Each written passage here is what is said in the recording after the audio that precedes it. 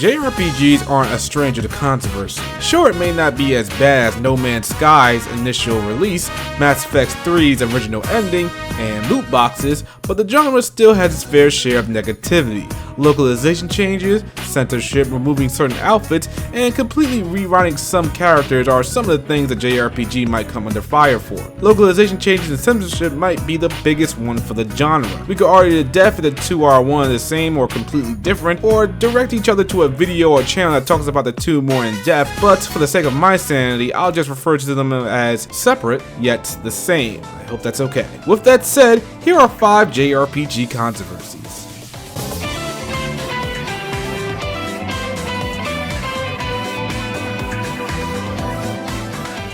Tokyo Mirage Sessions, its debut, and localization changes / censorship. Tokyo Mirage Sessions is a very interesting controversy to look at because it had two things occurring with it. When it was announced in 2013 that a sort of crossover game was going to be in development featuring the mainline Shin Megami Tensei and Fire Emblem titles, the gaming community was intrigued and hyped. Our imaginations ran wild with what this game could possibly be.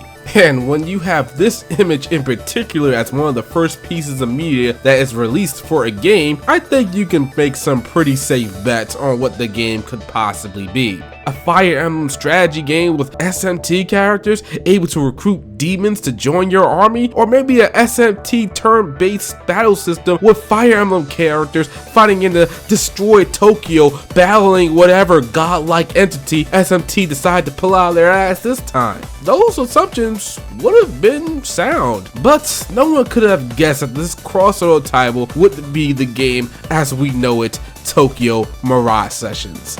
Focusing heavily on Japan's culture of idols and singing, the community was left completely and utterly dumbfounded. You have some people that were severely disappointed with how this game looked at first, and then those were those who were willing to give the game a shot. Me personally, I was in the camp of, what the hell is this? But I ultimately don't judge a book too much by its cover. I need to see some gameplay and then play the game for myself, and after playing and finishing Tokyo Mirage Sessions, I can honestly say it was a good game and I would love to play it again. On the flip side of this controversy was all the localization changes and or censorship occurring with the game. You had costumes removed from the game, clothes deemed too revealing for characters altered, removal of certain images and dialogues, ages of the characters were increased, and a Hot Spring DLC that wasn't even released in English. One could say that this Hot Springs DLC was too steamy for Western audiences.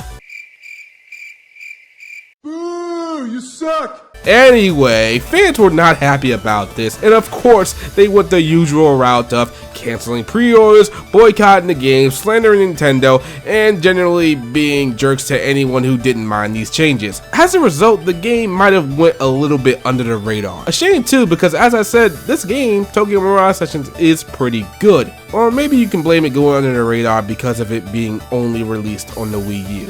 Fuck the Wii U. Xenoblade Chronicles X, localization changes, and or censorship.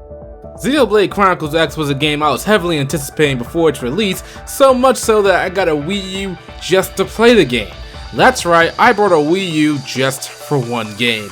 And imagine how I felt after what happened with the Wii U. Yeah, so no amount of censorship or localization changes was going to keep me from playing this game. Xenoblade X may not have had that many changes when it came from its trip overseas, but the changes that did occur left some people less than satisfied. The character Lynn had her swimsuit outfits and other outfits altered to make them look less revealing. Outfits on the other female characters were not altered. The only one that received any changes was Lynn. Now I think we can be a little bit understanding on why this happened, and that's because Lynn was only 13 years old and Nintendo Treehouse thought that was a little bit too young for a fictional character to be running around in clothes that may have been too revealing. Some of you probably don't agree with that and could argue there was a story reason as to why this should not be the case, but we should know now when it comes to cases like this that appearances trumps context any day of the week. It's not fair, I suppose, but it is what it is. Sometimes people just don't like alterations to their game and they just want to play the game as it was meant to be played with no changes whatsoever. Xenoblade X also had another change, still on the female side of things. When it came to creating a character for the game, the female option for the breast slider was removed from the localization release. I guess Nintendo Treehouse again doesn't believe women can have a big chest or a small chest for that matter. People had a problem with these changes, with some of them stating that they don't want the creator's work to be changed in any way, saying something among the lines of it disrespects their work. That's interesting because the CEO of Monolith Soft, the developers of Xenoblade Chronicles X, came out and said that he didn't mind these changes. Tales of Hysteria, the Alicia fiasco. Tales of Hysteria is probably going to be looked at as one of the weaker Tales of titles. In my opinion, it wasn't too bad of a game, but unfortunately one of the main things people will remember Hysteria for is the controversy that happened with the game prior to its release and a little bit after. You see, Tales of Hysteria has a character by the name of Alicia who was thought to be by many one of the game's central main characters. And well, that she is, but she doesn't stay in the party for very long. It seemed very much that she was advertised as the main heroine of the game alongside Saray, but she leaves the party a couple hours into the game only to come back to the party many hours later. This left a rather salty taste in the mouths of a lot of people who liked Alicia and thought she would always be in the party. It didn't help that the merchandise being sold prior to the release of Hysteria featured Alicia heavily. Think of it this way, if Persona 5 came out and a character like An suddenly left the party a few hours into the game, it didn't come back towards the end, how would you have felt about that? It further didn't help that there was costume DLC for Alicia. At the time, people didn't know that this same costume DLC could be used on another character, but people got these costumes just to be used for Alicia. The straw that broke the camel's back was the fact that there was an episodic side story DLC featuring Alicia as the main character and playable. This made people really angry. In their eyes, you show a character that people start to know, grow, and love months before the game releases, and the game comes out and you find out that she leaves the party and you have a DLC chapter focusing on said character. In my eyes and some others, this just reeked of manipulation that was put into place to sell people more DLC. And as a result, the fans revolted. Sure, there were story reasons for the removal of Alicia from the party, but many agreed that it was done suddenly and for a reason that could easily be augmented to not be the case. I played and finished Tales of Hysteria, and I can honestly vouch for some of that. And to add even further insult to injury, Tales of Hysteria, just as a game itself, wasn't all that good to a lot of people. Valkyria Revolution pretty much its existence. As soon as Valkyria Revolution was announced in 2015, fans were very ecstatic that a new Valkyria Chronicles game was finally being made after many years. Fans rejoiced, gave each other hugs and high fives in the hallways, and as soon as the first piece of screenshots and gameplay showed up, people lost their shit. In a bad way, including yours truly. What people saw in these early screenshots and gameplay videos was not the Valkyria Chronicles game they wanted. Gone was the awesome turn-based strategy style shooter that the series was known for. Instead, we were presented with an overly experimental action and battle system, hack and slash sort of hybrid, trying to disguise itself as a proper strategy game. Many fans were less than thrilled about this and took to Twitter, Reddit, and various message boards to express their disdain. Not long after, and I seriously mean not long after this shitstorm hit, the developers and creators came out with a statement that said Valkyria Revolution was not a mainline Valkyria Chronicles title, but instead a spin-off game of the series. And it was at this very point that the fandom split into the people that were okay and didn't care that it was a spin-off, and the people who hated that the game even existed.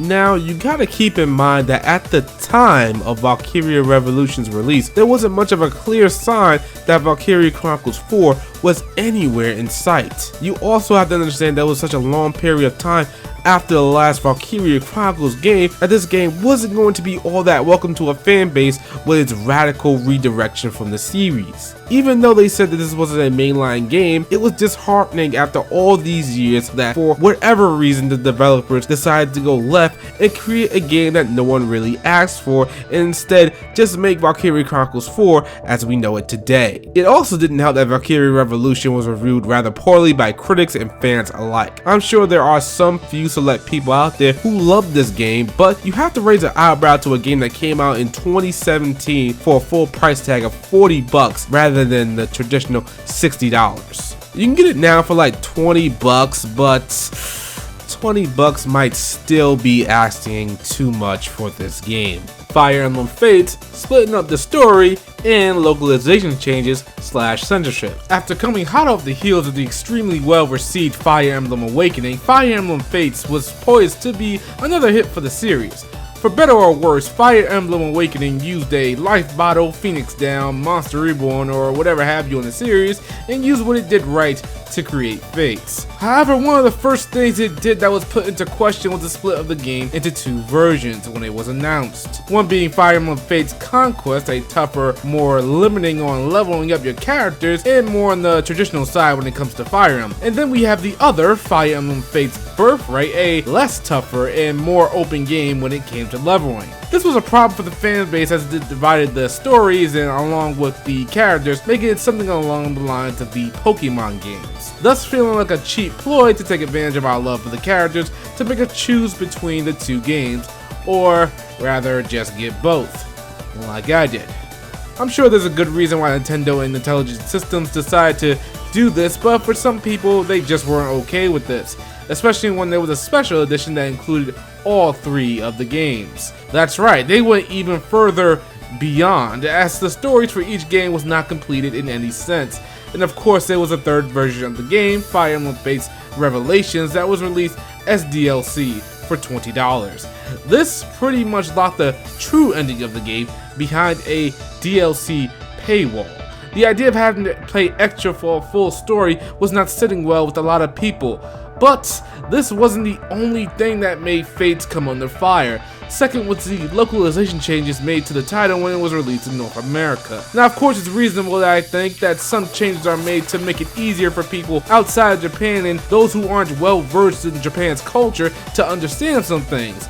But let's just say I can understand why people were upset with these changes. Swimsuits were removed from the game, a skinship face-touching minigame utilizing the touchscreen of the game was removed outside Japan, and the biggest thing, you had support conversations altered completely, and in return, it changed some of the characters' personality completely. When you start affecting the way the character was meant to be seen as from the original, you just can't be surprised when people don't stay quiet about it and pretty much start raising hell because of it. While this was a major and caused a lot of controversy, this didn't stop Fire Emblem Fates from selling well and still being received relatively well by critics and fans alike.